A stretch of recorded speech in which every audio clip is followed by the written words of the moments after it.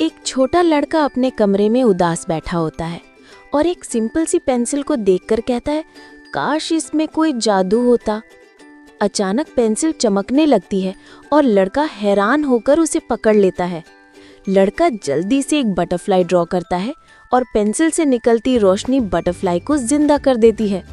Butterfly हवा में उड़ती है और लड़का खुशी से हंस पड़ता है। फिर लड़का एक छोटा बर्ड बनाता है और बर्ड भी पेज से उठकर हवा में उड़ता फिरता है। कमरा जादू से भर जाता है और लड़का सोचता है कि कुछ और बड़ा ट्राई करता हूँ। वो एक छोटा सा डोर ड्रॉ करता है और डोर चमककर एक असली मैजिकल दरवाजे में बदल जाता है।